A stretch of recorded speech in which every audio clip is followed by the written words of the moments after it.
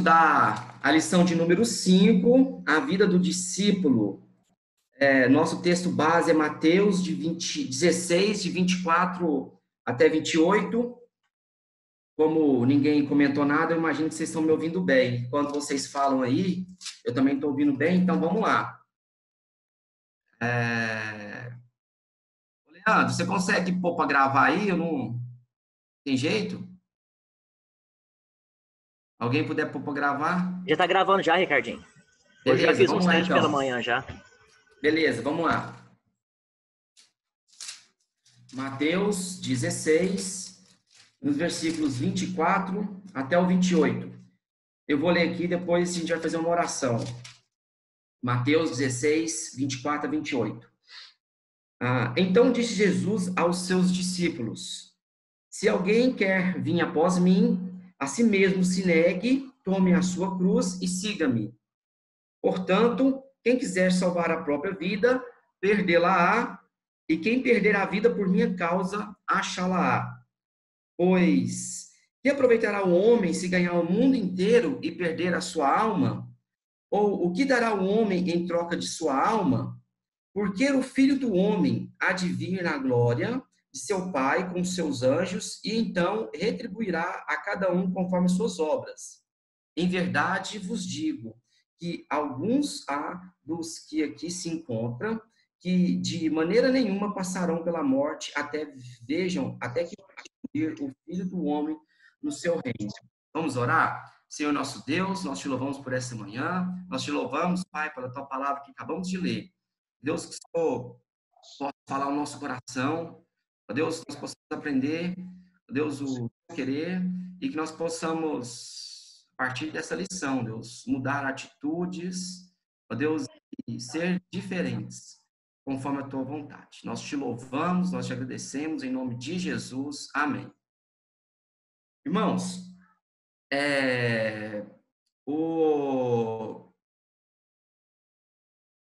nossa lição, né, tem como título A Vida do Discípulo. Ela vai falar que para seguir a Cristo, nós precisamos negar a si mesmo, né? É assim que o autor da lição começa a introdução, e Jesus Cristo, nesses textos que a gente acabou de ler, ele direciona de palavras um pouco assim, tanto quanto duras para os seus discípulos. E eu fiz questão nesse slide de grifar negar a si mesmo, porque a gente vai trabalhar essa lição em 3 temas, né? Primeiro, falar que a gente só é discípulo porque Deus quer que nós sejamos discípulos. Depois, a gente vai falar que o discípulo necessariamente precisa desenvolver a santidade. E, por último, ele tem que ser obediente. Então, quando a gente fala que o discípulo tem que ser santo e tem que ser obediente, a gente fala de nós, né? A gente está falando do homem, do ser humano. Então, essa lição vai falar muito de nós. Vai falar de muitos aspectos relacionados à nossa vida, muitos aspectos relacionados a nós mesmos.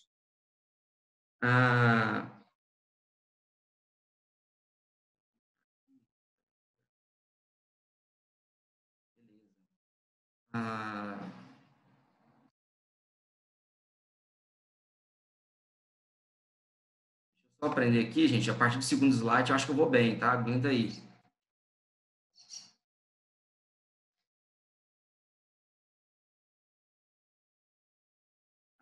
Aí eu queria pedir para a Ana Paula abrir a Bíblia em Mateus 28, 19, e ela ligar o áudio e ler para a gente.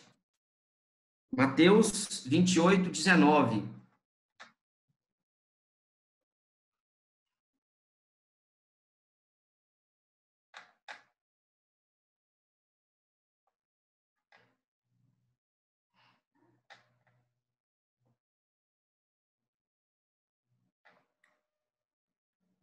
Vamos lá, Ana Paula. Não estou te ouvindo. Seu fone tem microfone?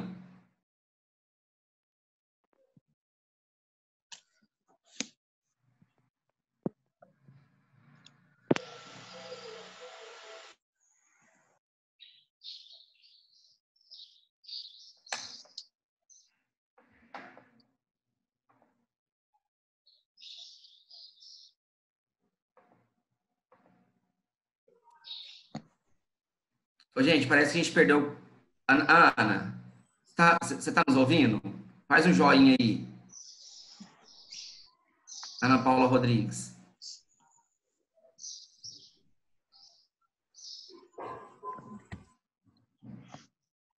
Ana? Enfim, não sei se a Ana está nos ouvindo, não sei se ela pegou. Eu vou ler lá, Mateus, capítulo 28, versículo 19. Fala assim: Ide, portanto, fazei discípulos de todas as nações, batizando em nome do Pai, do Filho e do Espírito Santo. Então, Jesus, né, antes de partir dessa terra, antes de ser assunto ao céu, ele deixou uma tarefa importante para todos nós, né, que é ir e fazer discípulo, né? Essa tarefa nós entendemos como uma obrigação, né? O que acontece é que ao longo da história da igreja, a gente tem visto que as igrejas esqueceram dessa missão, né, dessa tarefa. Agora, discutindo aqui um tempão, por que que a gente acha que a igreja esqueceu dessa tarefa importante, né? Por que que e a igreja continua existindo, né? Então, é certo que a igreja colocou várias outras prioridades em cima dessa missão que Jesus deixou para a gente, né?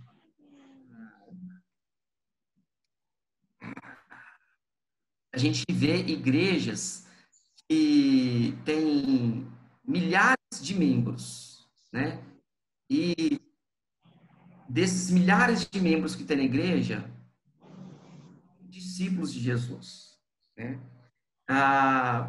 Interessante que não tem como a gente ser discípulo se a gente não for discípulo, né? Se a gente não foi discípulo, a gente não consegue fazer discípulo. E aí vira um ciclo vicioso, né? Quem nunca foi discípulo não consegue fazer discípulo. Se tem igreja que nunca formou discípulos, esses membros das igrejas nunca vão ter capacidade de formar discípulos. E aí a gente vê igrejas lotadas com prioridades muito diferentes do que essa verdade que Jesus deixou para nós, essa missão. E aí a gente vai trabalhar agora esses 3 pontos. O primeiro, que a forma do discípulo, a formação do discípulo é uma iniciativa do nosso Senhor Deus, né? E o primeiro ponto a ação inicial para o relacionamento com Deus tem início nele próprio, né? A gente pode ver alguns textos bíblicos e eu deixei já no bate-papo a tarefinha para alguns lerem. Gênesis, Marcos 1:19, Marcos 2:14. Quem vai ler Gênesis é o Levi. Levi, tá escutando a gente? Câmbio, estou. Vocês estão me ouvindo? Gênesis 12, de 1 a 9. Deus chama Abraão e lhe faz promessas. Ora, disse o Senhor a Abraão, sai da tua terra, da sua parentela e da casa de teu pai e vai para a terra que te mostrarei. E te farei uma grande nação e te abençoarei e te engrandecerei o nome. Se tu uma bênção.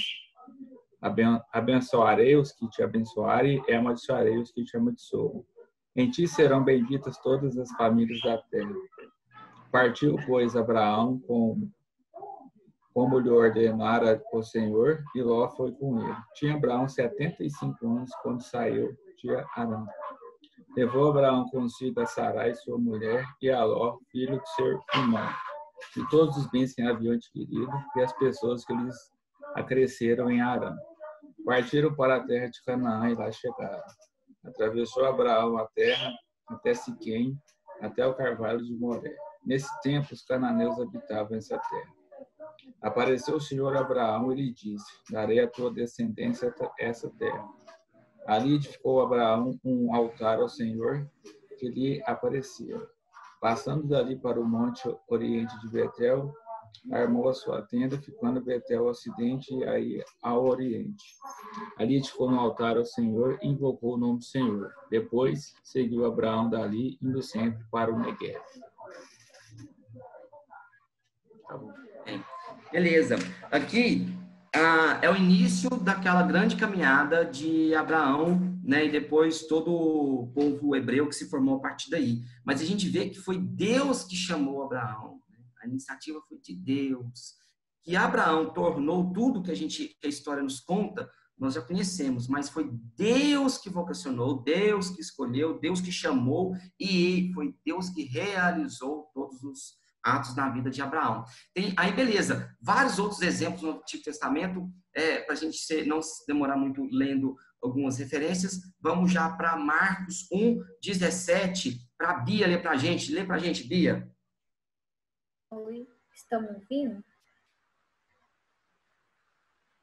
Então. E Jesus lhes disse: Vinde após mim, e eu farei que sejais pescadores de homens. Isso. Aqui é uma escolha de alguns discípulos, né?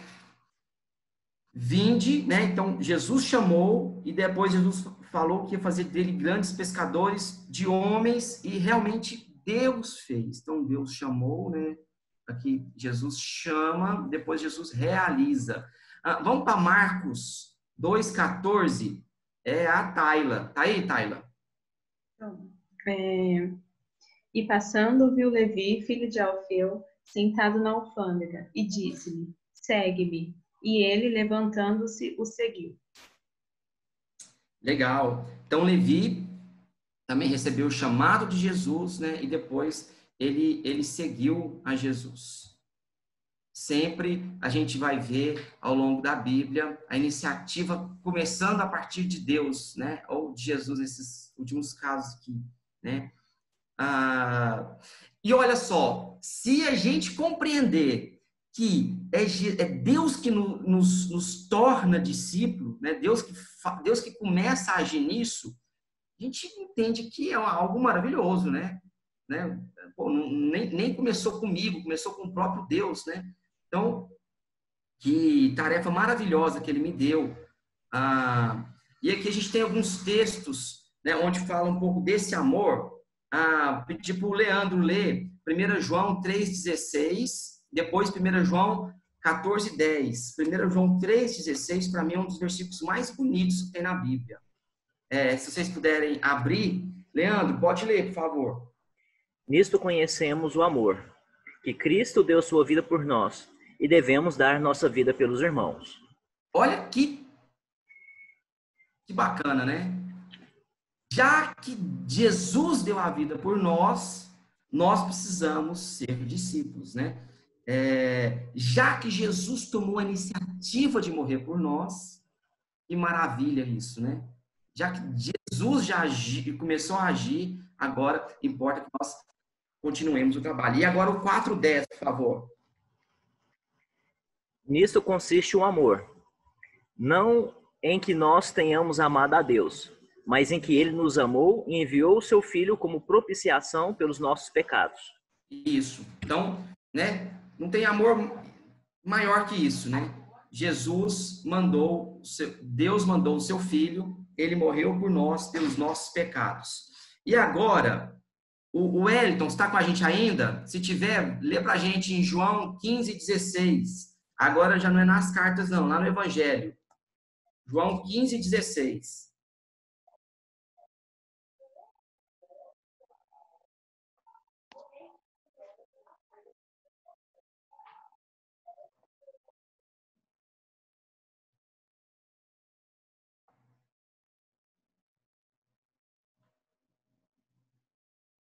O Wellington... Ricardinho, o Wellington saiu. O Wellington saiu, né? Tá na Natália Cunha. Eu vou ler então aqui, João 15, versículo 16. Não foste vós que me escolheste, pelo contrário, eu vos escolhi a vós outros e designei para que vades e deis frutos, e o vosso fruto permaneça, a fim de tudo quanto vos pedis ao Pai, em meu nome, ele vos concederá, né? Então, de novo, Jesus dizendo que tudo é a partir dele, né? Já que ele nos alcançou já que ele nos escolheu, já que ele nos escolheu, você vai dar fruto, mas a partir do que eu te escolhi. Agora a gente precisa ter certeza no nosso coração que é Deus que nos chama. Eu sei que a gente passou um bom tempo, passamos aí um ano estudando a nossa doutrina, nossa teologia, a gente viu filmes sobre o calvinismo, estudamos os pontos do calvinismo, e aqui eu não quero falar da nossa doutrina, por favor, não quero que a gente vá para esse ponto, mas quando a gente tem a certeza que é Deus que começa a agir para que a gente se torne discípulo, né? A gente pode, talvez, querer pensar naqueles conceitos sobre livre-arbítrio, né? E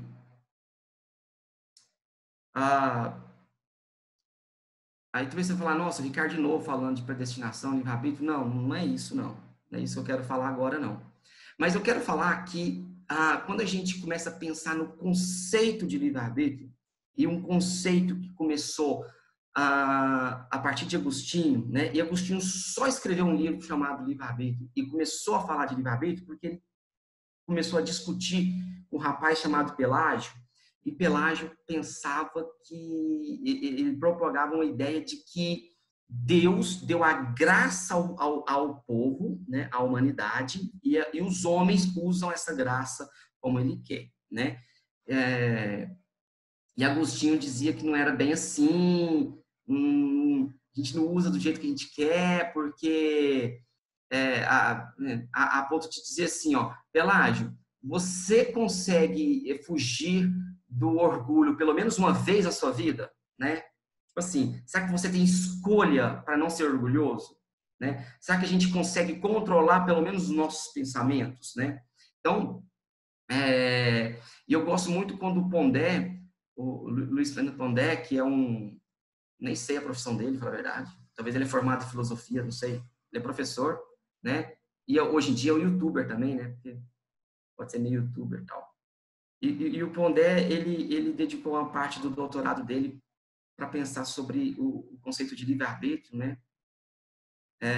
E aí a gente vê que não só Agostinho pensou sobre essa questão das escolhas, né? Porque quando Agostinho disse isso está muito relacionado ao pecado, mas a gente pode ir tentar Pondé é filósofo. áreas, por exemplo, e aí seguimos o pensamento do Pondé, né? Quando ele fala assim, será que nós temos escolha quanto a questões sociais, né? Os marxistas vão dizer que não, nós não temos escolhas, né?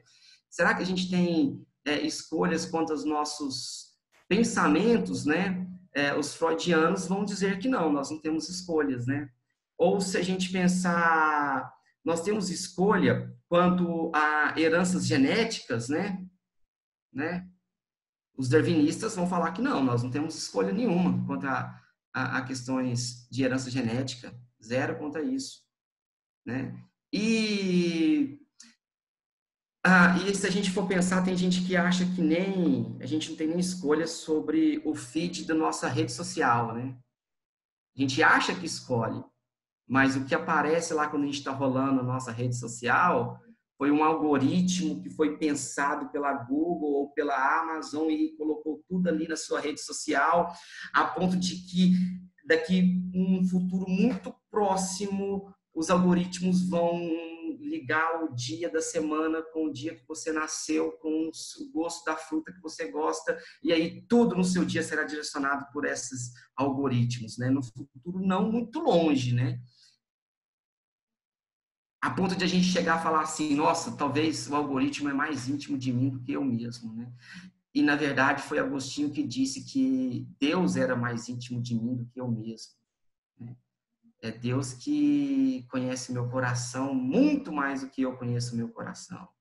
É Deus que controla tudo na minha vida muito mais do que eu acho que eu possa controlar, né?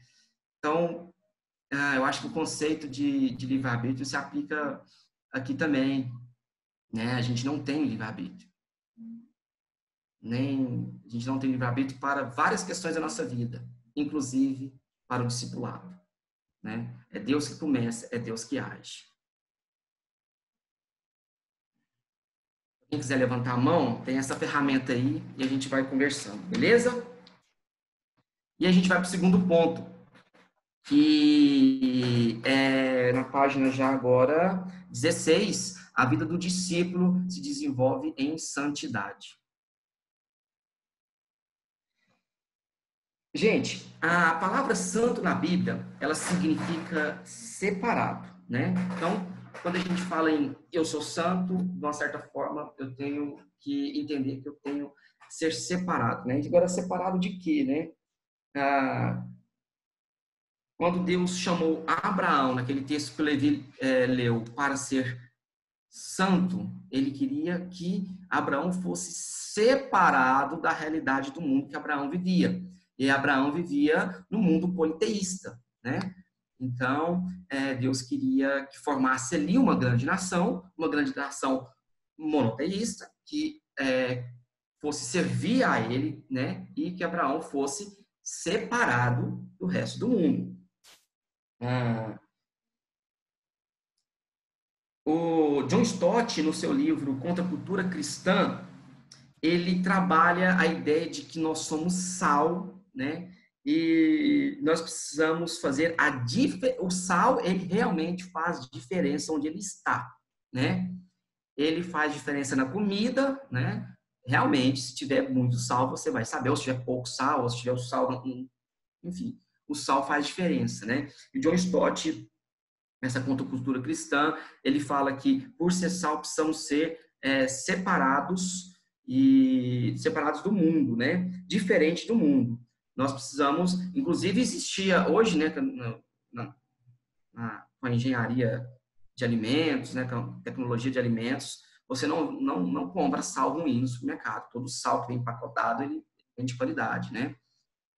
Diferente dos outros, tal, mas na época, né, de Jesus, quando Jesus disse que deveríamos ser sal, porque existia um sal ruim, né? Então aquele sal não fazia diferença nenhuma, ela não conservava o alimento, né?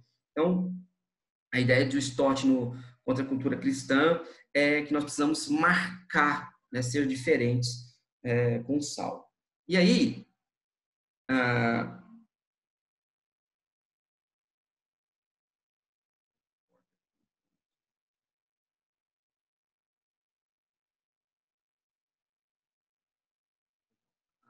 nossa, achei uma ferramenta aqui fantástica, desculpa aí.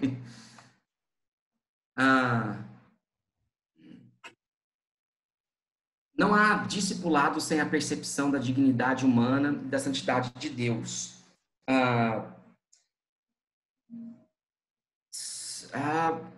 A vida do discípulo, ela precisa ser santa, né?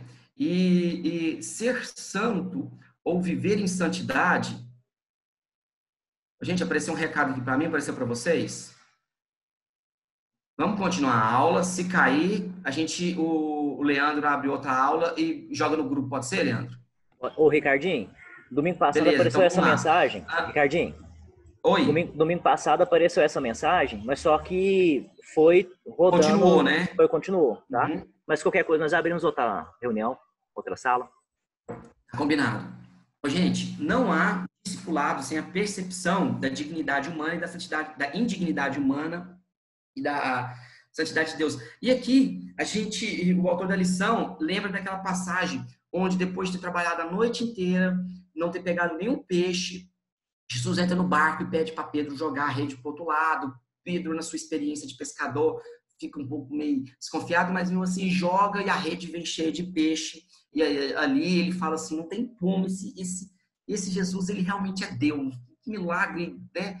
Que é um milagre da minha realidade. Porque assim, quando Pedro estava vendo Jesus falando e Jesus curando, enfim, né?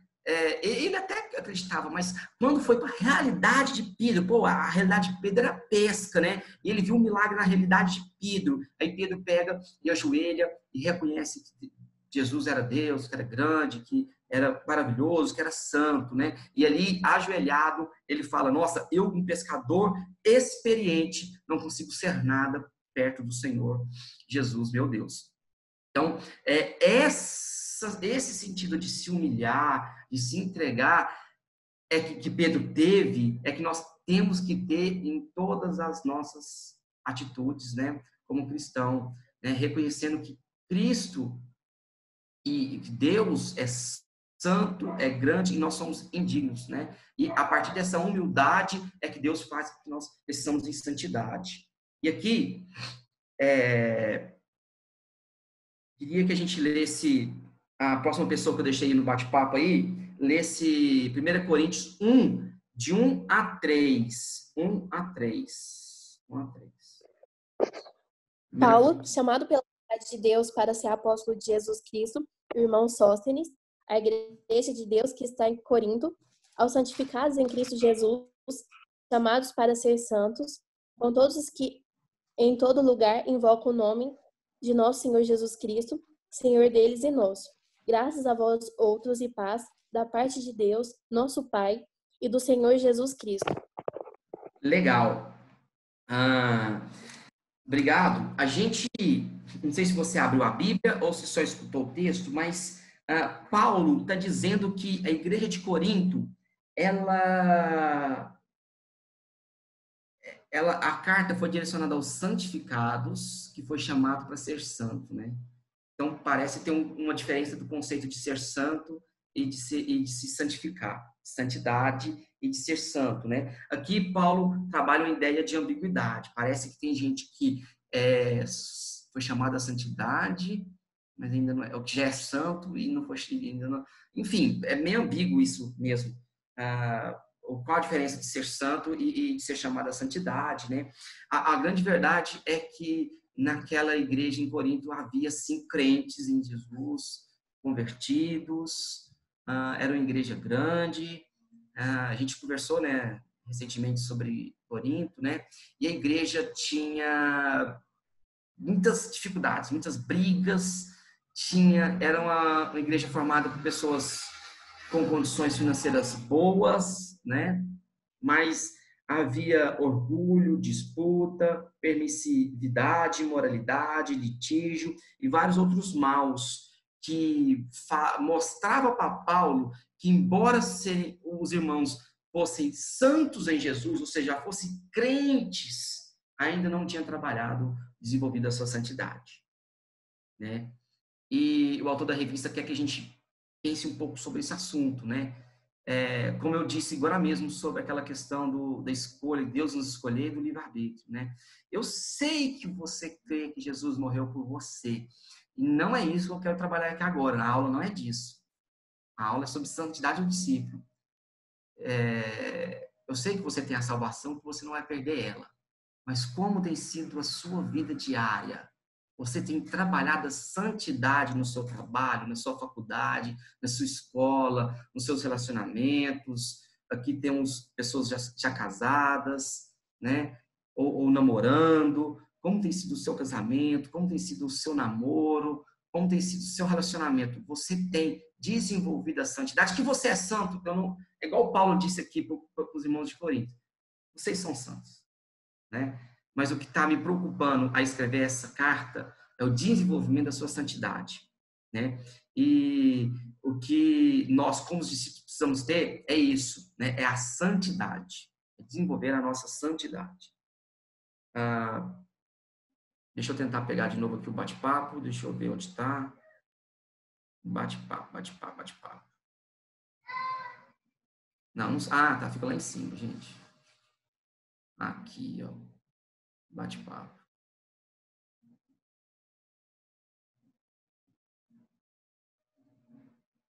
Onde ler Kleber?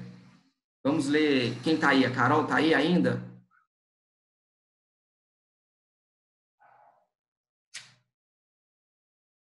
Vamos para a terceira parte.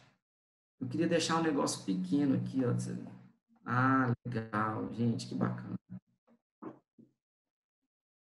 Beleza. Então, a gente viu que o discípulo é escolhido por Deus. A gente viu que daqui a pouco vocês vão ler Carol e Wilton aí pra gente. 2 Coríntios 5, 14 e 15.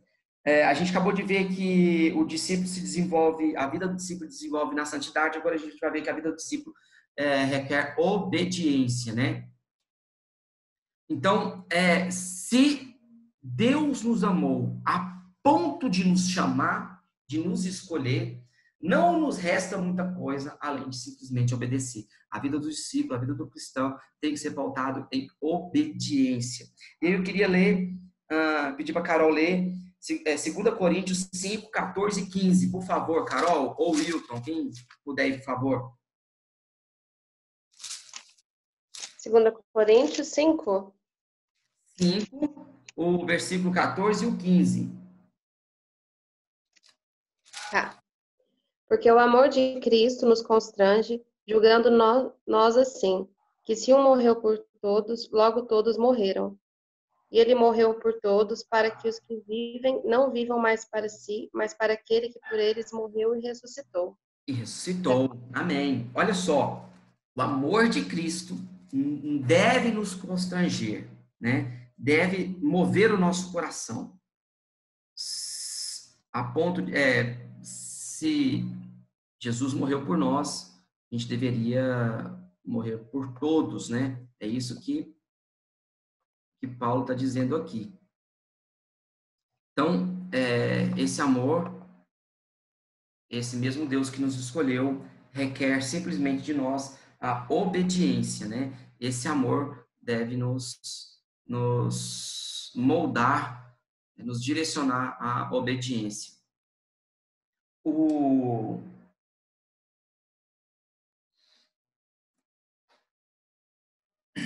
Na sequência aí, vamos ler 1 Samuel 15, 22, depois João, depois a Laís, o Alan, né, e a Laís. Depois, vamos primeiro ler 1 Samuel 15, 22. Um texto lá do Velho Testamento, um dos primeiros livros da Bíblia. Foi aí? Saiu? 15, 22. Tá ouvindo? Ei. Alan, tá aí? Tô.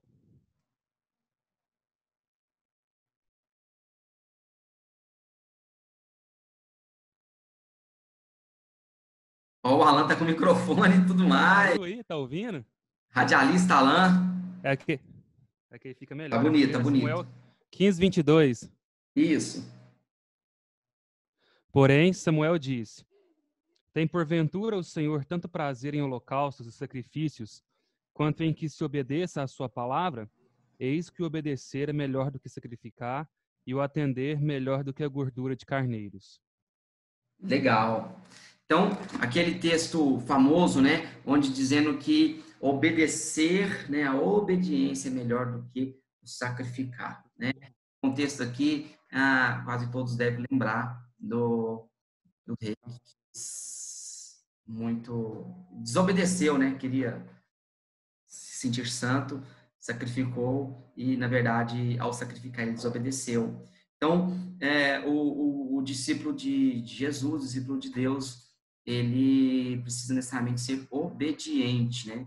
A obediência é o que pauta a vida do discípulo. Vamos ler agora João 14, do versículo 21 ao 24. Laís, por favor, Laís. Aquele que conhece meus mandamentos e os guarda é quem me ama. Aquele que me ama será amado por meu Pai, e eu o amarei e me revelarei plenamente a ele. Então Judas, não o Iscariotes, disse: Senhor, o que o Senhor quer dizer quando afirma que está para se revelar a nós, mas não ao mundo? Porque o mundo sem amor, disse Jesus, é um mundo sem visão. Se alguém me ama, vai guardar minha palavra com o maior cuidado e meu Pai o amará. Nós viveremos nele. Não me amar significa desobedecer às minhas palavras. A mensagem que vocês estão ouvindo não é minha, é a mensagem do Pai que me enviou. Legal. Então, é aqui uma conversa, né, onde o próprio Jesus disse que se você é meu discípulo, se você me ama, certamente você vai guardar a palavra, a Bíblia. Você vai obedecer, né? Quem não obedece não ama a Deus, né?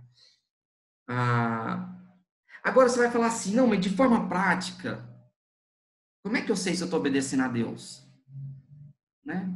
Pode surgir essa dúvida. Porque na teoria eu já entendi que tem que obedecer e tal, e tal, e tal. Mas como que é isso na prática? Né? No meu dia a dia, como que eu sei que eu tô obedecendo a Cristo? Eu queria a opinião de vocês aí, se alguém puder dizer como que a gente pode obedecer a Cristo de forma prática. O que é obedecer a Cristo?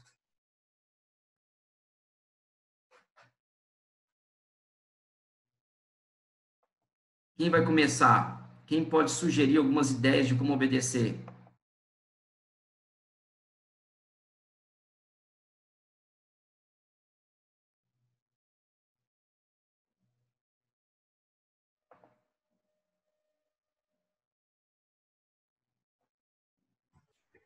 Eu acredito que a obediência ela vai iniciar a partir do momento que nós conhecemos mais o Senhor. Então, acho que a forma prática da obediência vai iniciar na teoria, né, no conhecer o Senhor através das Sagradas Escrituras. E quando nós colocarmos em prática, acho que a prática ali, daquilo que nós conhecemos, daquilo que nós aprendemos do Senhor, nós vamos acabar, então, obedecendo o Senhor aí de forma prática, né, sendo imitadores de Cristo. Legal, gente. Mais alguém? De forma prática, como que a gente obedece a Cristo? Eu acho que é tendo as características que ele orientou que a gente tivesse, né? De humildade, amor ao próximo. Ele falou, assim, dessa forma que eu estou fazendo, é que vocês devem fazer. Ser servos uns dos outros. E isso, à medida que a gente for fazendo no nosso dia a dia, dentro da nossa realidade, que vai comprovar se a gente está seguindo o que ele disse ou não. Tem que ter intimidade com ele também, né? Porque senão fica muito genérico as coisas. A gente sabe o que precisa fazer, mas no nosso dia a dia, às vezes a gente não enxerga as oportunidades que Deus nos dá. Agora, quando eu tenho intimidade com Deus, quando eu estou cheio do Espírito Santo, eu vou começar a reconhecer as coisas como discípulo dele, sendo um reflexo de Deus. Legal. Obrigado, Alan. Gente, mais alguém? Como de forma prática a gente obedece a Cristo?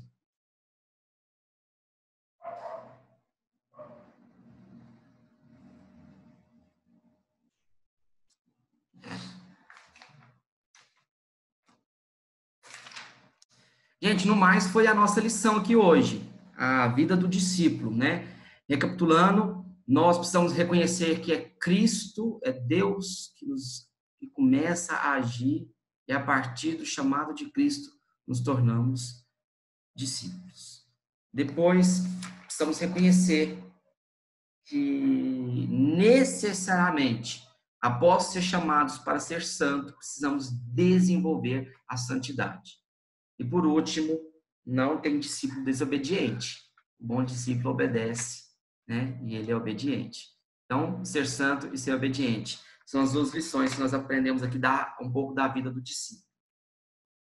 Beleza? Agora está aberto para algum comentário, senão a gente encerra para orar. Vamos lá, Leandro. Ô, pessoal, só um recado rapidinho. Ontem o presbítero Anderson me chamou, querendo convidar a todos os jovens da UMP para estarmos participando da doação de sangue, né, amanhã. E conversando com o pessoal da diretoria da UMP, né, a Tayla deu a ideia, porque já tem uma campanha nacional de doação de sangue, de nós unificarmos aí, então, esse trabalho da nossa igreja, né, mas essa campanha nacional da UMP. Acho que até a Tayla vai saber falar melhor do que eu sobre essa campanha. Então, nós queremos convidar todos os jovens, aqueles que podem doar, para estar indo amanhã, tá fazendo sua doação de sangue, e tira uma selfie ali, uma foto, para nós estarmos publicando nas nossas redes sociais. Não mais, entendeu? Não. Mas tá, sim. É uma campanha assim da Nacional.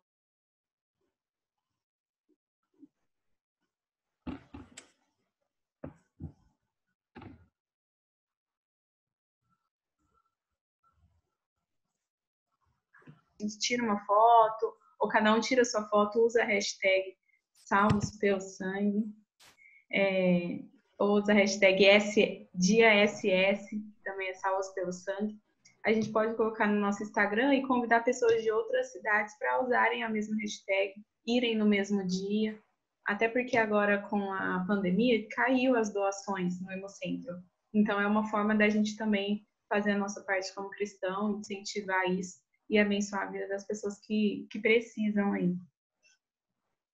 Exatamente. E também, pessoal, pedir para vocês aí, para vocês estarem printando a tela aí com a webcam da galera aí, ó. Hoje nós tivemos aí 16 pessoas participando, alguns já saíram, né?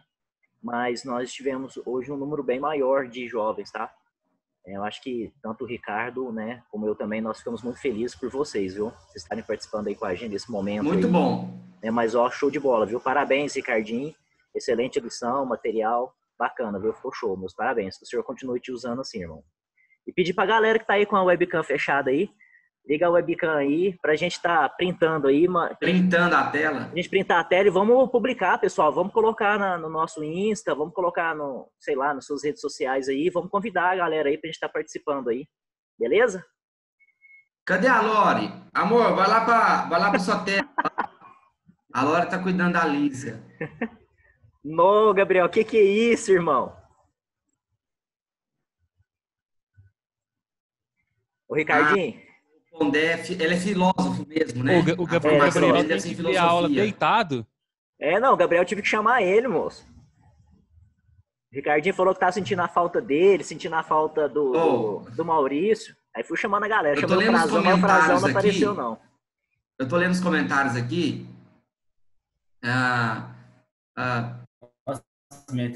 O algoritmo do Google é muito mais assertivo do que o signo da revista. Eu também tenho certeza disso. Foi a Bia que disse, né? Eu também acho. Sabe por quê? O que acontece? Ao longo da nossa vida, a gente vai escutando alguns tipos de música. A gente não deixa de gostar das músicas, mas, por exemplo, eu escutava muito, por exemplo, Paralamas do Sucesso. Escutava muito, muito mesmo. Sempre escutei, gostava, nossa, demais. Mas, assim, nos últimos anos eu não escuto. Eles não têm lançado música nova e tal. E o Deezer, não sei se vocês usam o Deezer, o concorrente do Spotify, ele fica me propondo escutar Paralamas. Sabe assim, eu nunca escutei Paralamas no Deezer. De onde que ele sabe que eu gosto disso? Nunca. Então, passado. Os algoritmos do Google é muito íntimo de mim, sabe? Isso aí para fazer compra, então, hein? Fica sempre te oferecendo um negócio. Não, é. No Spotify também, se algum dia você quiser escutar uma música diferente, aí já ferra todo o algoritmo que vai ficar mandando a mesma tipo de música pra Exatamente. você. E as antigas não. Mas tipo assim, ó, todo Paralamas mundo, é melhor que Péricles. Todo mundo o microfone do Alan. Daqui a pouco, lá no Facebook, quando eu estiver rolando, vai ter lá Casas Bahia me vendendo microfone do Alan. Tipo assim, né? O Alan é um cara O diferenciado. algoritmo do Facebook lê até... Hoje a Laís nem precisou pegar a imagem dele lá para ele aparecer na nossa foto. A Wanda e o Flavinho não apareceu pra gente printar, hein? Eu assisto a aula de 2 lugares ao mesmo tempo. Desculpa aí, velho. Você é o cara, né? Ô, gente, vamos orar então, para encerrar? Maurício, ora pra gente.